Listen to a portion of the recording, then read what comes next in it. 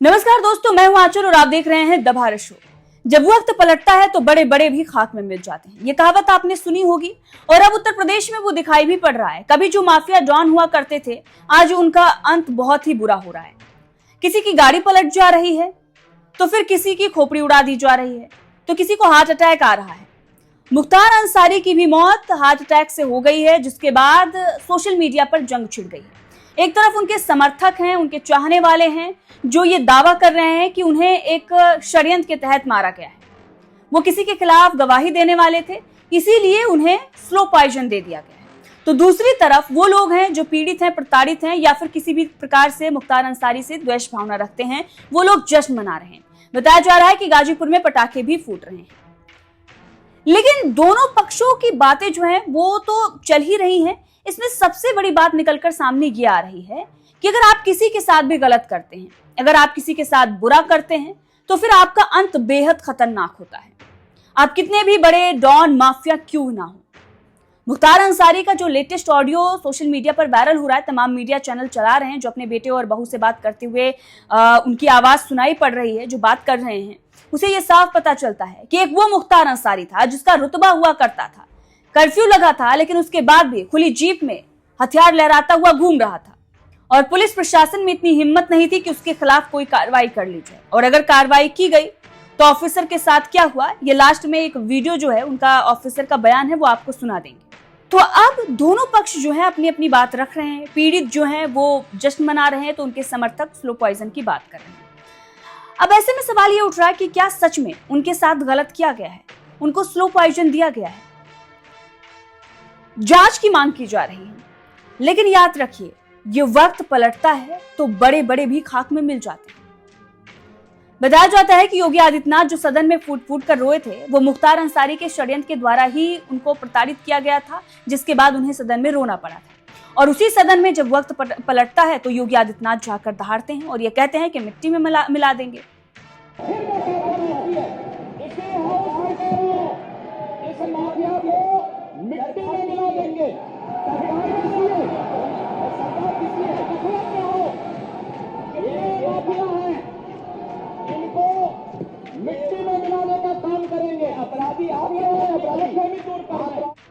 तो ये वक्त की बात है। अगर आज कोई सत्ता में रहकर कुछ गलत कर रहा है या फिर गलत जो कर रहे हैं उनका समर्थन कर रहा है, तो फिर उसका भी अंत बेहद खतरनाक होगा।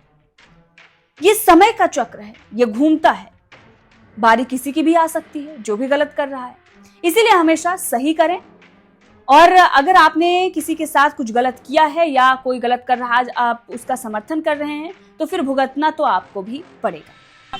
अभी पोस्टमार्टम नहीं शुरू हुआ। मैं नमाज पढ़ने के लिए जुमे के आया हूँ। यही तो मैं कह रहा हूँ आपसे कि नमाज पढ़ लूँ, फिर आप मुझसे इंटरव्यू ले लीजिए। आपने कोई लेटर भी लिखा है कि एम्स के डॉक्टरों के वो क्या जी लिखा है, मैंने लिखा। क्या माजरा, क्यों लिखा, आपको भरोसा नहीं क्या? हाँ बिल्कुल, उसमें स्पष्ट है, आप पढ़ लीजिए, उसमें सब कुछ साफ। नमाज एक तरफ जहां मुख्तार अंसारी का परिवार जो है वो दुखी है, व्यथित है, और वो लोगों से अपील कर रहा है कि नारेबाजी ना की जाए और हम बहुत ज्यादा दुखी हैं, तो वहीं दूसरी तरफ एक परिवार है कृष्णानंद राय का, जो खुश है, जो ये कह रहा है कि भगवान ने उसके साथ न्याय किया है। काशी विश्वनाथ जा रहा है और भगवान का धन्यवाद कर रहा है। तो उत्तर प्रदेश को जिन्होंने जंगल राज का दर्जा दिलाया, या उत्तर प्रदेश में रहकर उन्होंने एक अपना अलग ही साम्राज्य चलाया, जिन्होंने कानून को ताक पर रखा, आज उनके साथ वही हो रहा है जो वो डिजर्व करते हैं। तो इसमें किसी भी तरीके से हैरान और परेशान करने वाली बात नहीं है। वक्त सबका आता है, आपका भी वक्त पलटेगा और आपके साथ भी वही होगा जो आज आप कर रहे हैं। 2004 की है, जनवरी की है, आज से 20 साल पहले की है। और मुख्तार अंसारी का जो भय का साम्राज्य था वो चरम पे था, और सरकार द्वारा जब समर्थन ऐसे माफियाओं को हो जाए तो आप समझ सकते हैं। मैंने अभी आपसे कहा कि वो खुली जीप में मऊ दंगों में घूमता था, जहाँ कर्फ्यू लगा है। किसी की हिम्मत नहीं हुई उसके प्रति कुछ बोल दे, कार्रवाई की तो छोड़ दीजिए। और उस समय मैंने लाइट मशीन गन रिकवर की। आज तक उत्तर प्रदेश में केवल एक ही रिकवरी है, न उसके पहले कभी हुई, न 20 साल हो गया अब तक हुई है। और उसमें पोटा भी लगाया, क्योंकि पोटा एग्जिस्ट करता था। तो मैंने स्टैंड लिया उसके प्रति कि नहीं, ये गलत है और ये इसको जेल जाना होगा। लेकिन मुलायम सिंह की सरकार तत्कालीन अल्पमत की सरकार थी, किसी भी कीमत पे इसको बचाना चाहते थे। और उन्होंने अंत में हम लोग पर प्रेशर बनाया, अधिकारियों पर प्रेशर बनाया। जब कोई नहीं सुना तो आईजी जोन जो थे उनका ट्रांसफ़र, डीआईजी रेंज का ट्रांसफ़र, एसएसपी एसटीएफ हमारे थे उनका ट्रांसफ़र, और अंत में ऐसा माहौल बनाया गया कि मुझे भी रिज़ाइन करना पड़ा 15 दिन बाद ही। लेकिन मैंने रेजिग्नेशन में लिखा और जनता के सामने इस चीज़ को रखा आप लोग के माध्यम से कि देखिए, जनता पॉलिटिकल सिस्टम में आप ही ने चुना है इस सरकार को, और किस तरह की ये सरकारें चल रही हैं कि जो माफियाओं के निर्देश पे काम कर रही हैं। हम लोग चुन के आते हैं, सेलेक्ट होते हैं, यानी जब तो बोला जाता है कि आप पब्लिक सर्वेंट हैं। आम बोलचाल की भाषा में हम कहते हैं गवर्नमेंट सर्वेंट है, और हो गए हम पार्टी के एजेंट अगर काम करें जिस तरह से वो कह रहे हैं तो ये गिरावट की स्थिति बहुत ही खतरनाक थी। धीरे धीरे इस पर लगाम लगा है। न्यायालय में अब निर्णय आने लगे हैं जो कभी नहीं आते थे, दशकों तक, 2-2 दशक तक नहीं आए, अब आ रहे हैं 3-3 दशक के बाद। तो स्थिति बदली है, नो डाउट, और उसका नतीजा आप लोग देख रहे हैं कि अपराध में कुछ भी हो रहा है। सर, क्या लगता है उस समय कितनी बड़ी चुनौतीपूर्ण रही कार्रवाई जो मुख्तार अंसारी पे आपने की, और आज जिस तरह से आपने कहा न्यायालय में निर्णय आ रहे हैं, कानून व्यवस्था जिस तरह से है, उस समय अगर वो ऐसा रहता तो क्या उस समय मुख्तार अंसारी की कार्रवाई होती? नहीं, स्वाभाविक है। अगर शासन प्रशासन, हम तो किसी सपोर्ट की भी उम्मीद नहीं करते थे, हम तो अपने दम पे रिकवर किया, मैंने अपनी टीम के साथ। तो हमको सपोर्ट की ज़रूरत नहीं है, हमको तो हम ड्यूटी है मेरी, हम कोई मेहरबानी नहीं कर रहे थे किसी पे।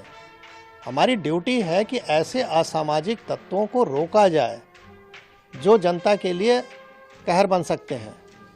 तो मैं तो अपनी ड्यूटी कर रहा था। अगर मुझे ये ड्यूटी केवल करने दिया जाता, मुझे सपोर्ट की कोई ज़रूरत नहीं। सपोर्ट तो सिस्टम बना हुआ है गवर्नमेंट के कि हमको फोर्स दे रखा है, हमको आर्म्स एम्युनिशन दे रखा है। तो हम तो अपना ड्यूटी अगर खाली निभा दें ईमानदारी से तो जनता को अपने आप राहत मिल जाए। कहावत है कि पुलिस अगर चाहे तो पत्ता नहीं खड़क सकता, ये हकीकत है। मैंने एज ए डिप्टी एसपी, बहुत छोटा पद था, बड़ा पद नहीं था, लेकिन जहाँ भी रहता था 3 से 4 थाना क्षेत्र जो भी मेरे अंडर में रहे, उसमें किसी की हिम्मत नहीं है, मजाल नहीं थी कि कोई माफिया आके इंटरफेयर कर ले और कुछ वारदात कर ले, क्योंकि उसको मालूम था कि इस अधिकारी के मत्थे चढ़ गए तो हमारी जान जानी है, हम बचेंगे नहीं। आपकी कार्रवाई के बाद फिर आपको दबाव बनाया गया? और क्या दबाव नहीं बनाया गया होता तो मैं इतनी अच्छी नौकरी क्यों छोड़ता भाई। जब मुझे लगा कि मैं अब कुछ नहीं कर सकता इन लोगों के सामने, तो कम से कम बाहर आके जनता को तो बताऊं कि हो क्या रहा है। शायद अगर हम नौकरी में रहे होते तो ये पक्ष कोई देख ही नहीं पाता कि किस तरह का दबाव बनता है। तो आज मैं जीता जागता उदाहरण हूँ कि इस तरह की सरकार अगर रहे चले तो कैसे आप जनता को रिलीफ पहुँचाओगे।